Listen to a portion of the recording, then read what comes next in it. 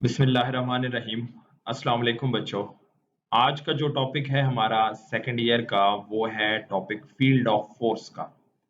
Topic है हमारे पास field of force, जिसको हम आल्सो इलेक्ट्रिक फील्ड का भी नाम देते हैं। सबसे पहली चीज जो हमारी बुक के अंदर मेंशन है, जो हमने डिस्कस करनी है कि यहाँ दो फोर्सेस को डिस्कस किया गया है। एक ग्रेविटेशनल फोर्स जिसको हम छोटी क्लासेस में पढ़ चुके हैं, और एक इलेक्ट्रिक फोर्स जो हमने इससे प्रीवियस लेक्चर्स में देखी है। तो एक थी ग्रेविटेशनल फोर्स।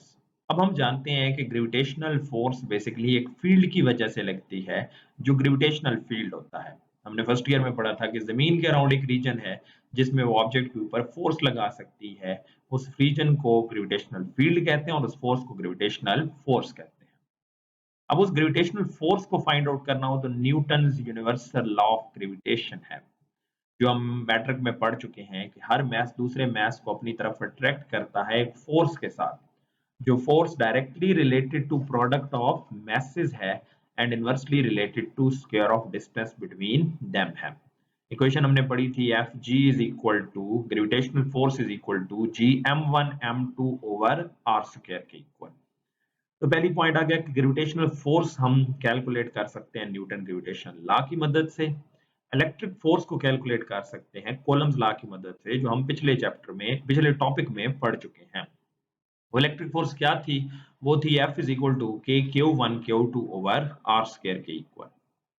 अब यहाँ पर आता है कि दो क्वेश्चन राइज होते हैं। सबसे पहला, what are the origin of these forces? ये फोर्सेस ओरिजिनेट कहाँ से हुई? ओरिजिनेट का मतलब है कि अगर जमीन चीजों को अपनी तरफ अट्रैक्ट कर रही है तो क्यों कर रही है। सिमिलरली चार्जेस एक दूसरे पर फोर्स लगा रहे हैं तो क्यों लगा रहे हैं। ओरिजिन क्या है, इनिशियली ये स्टार्ट कहां से हुई। तो पहले क्वेश्चन का आंसर आपका यहाँ मेंशन है कि ओरिजिन इज स्टिल अननोन। भाई ग्रेविटेशन की वजह अभी तक मालूम नहीं है, इलेक्ट्रिक फोर्स की वजह अभी तक मालूम नहीं है। तो ये वो फोर्सेस हैं जिनकी एग्जिस्टेंस हमारे लिए बहुत इंपॉर्टेंट है, जिनका अंडरस्टैंड करना हमारे लिए बहुत इंपॉर्टेंट है, लेकिन इनका ओरिजिन अभी तक मालूम नहीं है। तो ऐसी फोर्सेस को हम क्या कहते हैं? बेसिक फोर्सेस इन नेचर कहते हैं, the fundamental forces of nature, जिनके बगैर लाइफ एग्जिस्टेबल नहीं है। तो यहाँ पे पहले क्वेश्चन का आंसर मिल गया कि भाई इनका ओरिजिन स्टिल अननोन है। हम चैप्टर लास्ट में पढ़ेंगे और भी फोर्सेस हैं जिनका ओरिजिन अभी तक मालूम नहीं है, बट वो हमारी लाइफ के एग्जिस्टेंस के लिए बहुत इंपॉर्टेंट फोर्सेस हैं। क्वेश्चन नंबर बी देखें तो वो है कि how are these forces transmitted from one mass to another, from one charge to another. In simple, ये फोर्सेस ट्रांसफर कैसे होती हैं, ट्रांसमिट कैसे होती हैं। यहाँ जो इंपॉर्टेंट चीज हम देखेंगे वो ये देखेंगे कि ये फोर्स जो है एक चार्ज से दूसरे चार्ज तक कैसे ट्रांसफर होती है। यानी इलेक्ट्रिक फोर्स एक चार्ज से दूसरे चार्ज तक कैसे ट्रांसफर होगी। तो इसका आंसर जो किया था कि फोर्स कैसे ट्रांसफर होगी एक चार्ज से दूसरे चार्ज तक, इसका आंसर दिया था माइकल फैराडे ने। और किसने दिया था? माइकल फैराडे ने। और उसने कंसेप्ट इंट्रोड्यूस किया था फील्ड थ्योरी का, उसने कंसेप्ट इंट्रोड्यूस किया था इलेक्ट्रिक फील्ड का। तो आंसर टू दिस क्वेश्चन कि how force is transferred from one charge to another, the answer is given by Michael Faraday. उसने कंसेप्ट दिया इलेक्ट्रिक फील्ड का। अब इलेक्ट्रिक फील्ड क्या है? देखिए, ये अगर मेरे पास एक चार्ज मौजूद है, प्लस क्यू चार्ज मौजूद है, तो माइकल फैराडे के मुताबिक हर चार्ज के अराउंड एक ऐसा रीजन एग्जिस्ट करता है जिसमें वो दूसरे चार्जेस के ऊपर फोर्स एक्सर्ट कर सकता है। There is a region around every charge in which it can exert force on another charges. Her charge के अराउंड एक रीजन है जिसमें वो दूसरे चार्जेस पर फोर्स लगा सकता है। उस रीजन को हम इलेक्ट्रिक फील्ड कहते हैं। जैसे यहाँ हमने इसको डॉटेड लाइन से शो किया हुआ है, ये डॉट्स जो हैं ये शो कर रहे हैं उस रीजन को जिसमें ये दूसरे चार्जेस पर फोर्स एक्सर्ट कर सकता है। इसी को हम फील्ड थ्योरी कहते हैं और इस रीजन को इलेक्ट्रिक फील्ड कहेंगे।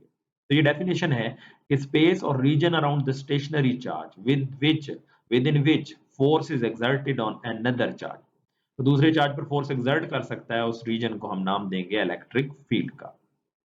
तो यहां तक पॉइंट हमें समझ आ गया कि हर चार्ज के अराउंड एक रीजन है which is known as field of force, जिसे हम फील्ड ऑफ फोर्स भी कह सकते हैं क्योंकि वो फोर्स लगाने की एबिलिटी रखता है। उसे हम इलेक्ट्रिक फील्ड का भी नाम देते हैं।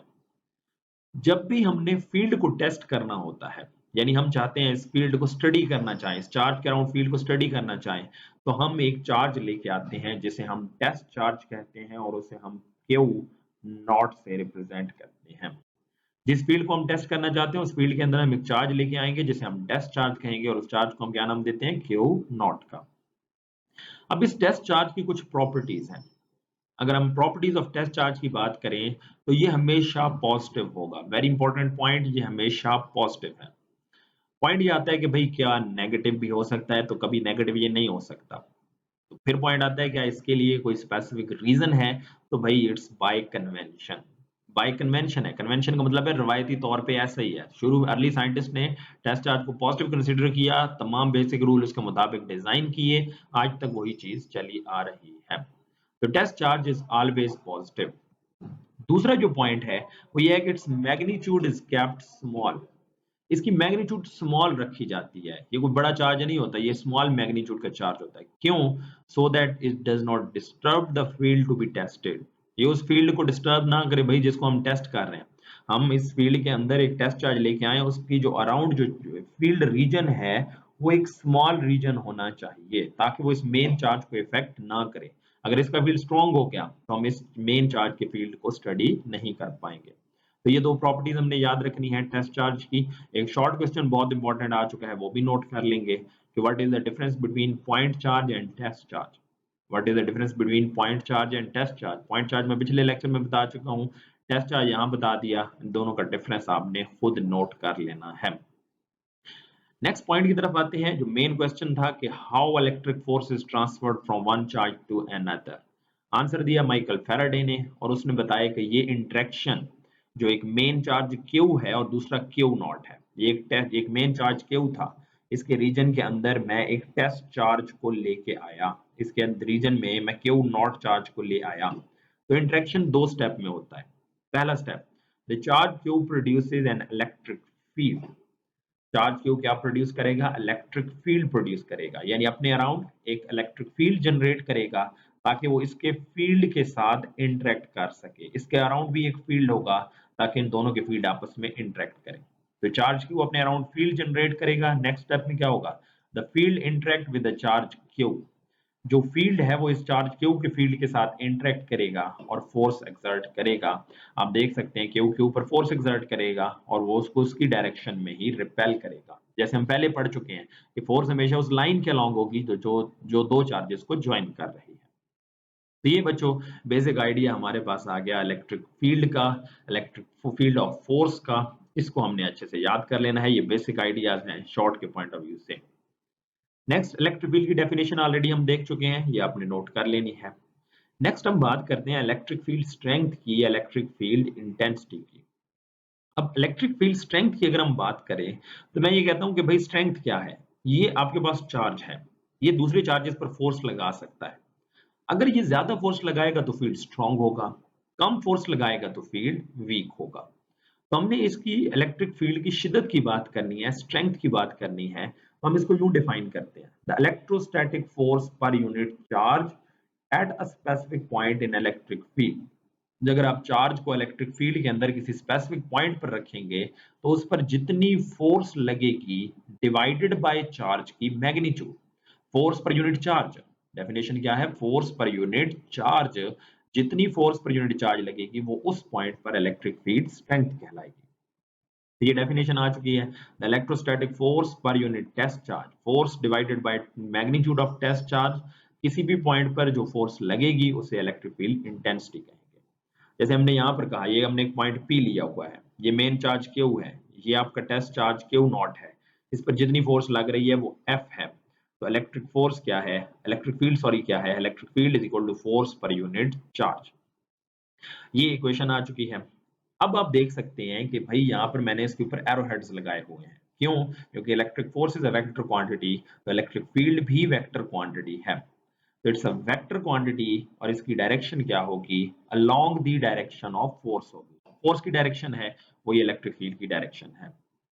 नेक्स्ट इसका यूनिट क्या होगा, तो फोर्स का यूनिट न्यूटन है, चार्ज का यूनिट कूलम है, तो इसका यूनिट बन गया न्यूटन पर कूलम। अब आपसे कहा जा सकता है कि define electric field intensity and drive it's relation. तो इलेक्ट्रिक फील्ड इंटेंसिटी की डेफिनेशन आ गई। अब इसके रिलेशन की बात करते हैं किसी भी चार्ज की वजह से। अब ये हमारे पास एक चार्ज है क्यू, इसके अराउंड फील्ड था, हम टेस्ट चार्ज लेके आए, इसने उस पर क्या लगाई, फोर्स लगाई एफ, और दोनों के दरमियान फासला कितना है, आर है। जैसे ये सिचुएशन हम यहाँ पर देख चुके हैं। अब इलेक्ट्रिक फोर्स, जैसे हमने कहा, ये है फोर्स पर यूनिट चार्ज। हम इसको इक्वेशन 1 का नाम देते हैं और फोर्स को कैलकुलेट करते हैं। फोर्स को कैलकुलेट करने के लिए हम कूलम्स लॉ यूज करेंगे, जिसके मुताबिक F is equal to K Q1 Q2 over R square. अब F आ गया 1 ओवर 4 पाई एप्सिलॉन नॉट, ये कांस्टेंट आ गया। Q1 हमारे पास Q के इक्वल है, Q2 Q नॉट के इक्वल है, दोनों का आपस में फासला R, तो ये आ गया 1 over 4 pi epsilon not Q not over R square. फिर हमने इसको पैरेलल हेड लिखा तो लाजिम बात है डायरेक्शन होगी, तो ये यूनिट वेक्टर है आर हेड, जो फोर्स की डायरेक्शन को शो कर रहा है, जो इस चार्ज से अवे है, तो ये are head direction of electric force आ गई। अब इस इक्वेशन में ये वैल्यू पुट करते हैं, E is equal to F over Q nought, तो E is equal to F की जगह आया 1 over 4 pi epsilon nought Q nought over R square into R head divided by Q nought. तो यहाँ आप देख सकते हैं, इसी को हमने सिंप्लीफाई किया, 1 over Q not is equal to 1 over 4 pi epsilon naught Q naught over R square into R hat। तो यहाँ Q naught से ये Q naught क्या हो गया, कैंसिल। बाकी जो इक्वेशन बची वो इलेक्ट्रिक फील्ड की इक्वेशन आई 1 over 4 pi epsilon naught Q over R square into R hat। ये इलेक्ट्रिक फील्ड की इक्वेशन आ चुकी है, वेरी इंपॉर्टेंट इक्वेशन, हमें लाजमी याद होनी चाहिए। अब इस इक्वेशन के मुताबिक इलेक्ट्रिक फील्ड तीन चीजों पे डिपेंड कर रही है। सबसे पहले चार्ज की मैग्नीट्यूड पे, E is directly related to, आप कह सकते हैं, Q है। E is directly related to Q, greater the magnitude of charge greater will be the electric field। दूसरा, E is inversely related to R square। E किस पर depend कर रही है, R square पर डिपेंड कर रही है, यानी इसका जो डिस्टेंस के साथ है, डिस्टेंस के स्क्वायर के साथ इनवर्स रिलेशन है। तो R अगर बढ़ेगा तो ऑटोमेटिकली इलेक्ट्रिक फील्ड कम हो जाएगी, लेकिन square of the R times कम हो जाएगी। उसके बाद ये मीडियम पर डिपेंड कर रही है। अब मीडियम चेंज करने से, जैसे हमने पिछले पार्ट में ये कहा था कि मीडियम इंट्रोड्यूस कराएंगे तो इलेक्ट्रिक फोर्स जो होगी वो कम हो जाएगी। तो सेम ई और मीडियम की परमिटिविटी का भी इनवर्स रिलेशन है, इलेक्ट्रिक फील्ड और परमिटिविटी ऑफ मीडियम का भी इनवर्स रिलेशन। मीडियम इंट्रोड्यूस करेंगे तो इलेक्ट्रिक फील्ड भी कम हो जाएगी। तो ये बेटा हमारा आज का वेरी इंपॉर्टेंट कंसेप्ट था, है तो शॉर्ट क्वेश्चन के पॉइंट ऑफ व्यू से, बट हमने इसको देखना है अंडरस्टैंडिंग के पॉइंट ऑफ व्यू से, क्योंकि अगला जो टॉपिक हम देखेंगे इलेक्ट्रिक फील्ड लाइंस और इससे ऑनवर्ड जितने भी टॉपिक हैं उसमें इसका बेसिक कंसेप्ट यूज होगा। तो आज के लिए बेटा यही लेक्चर है आपका, इसको अच्छे से समझें, जो क्वेश्चंस मैंने बताए हैं उनको लाजमी नोट कर लेंगे। अल्लाह हाफिज बच्चों।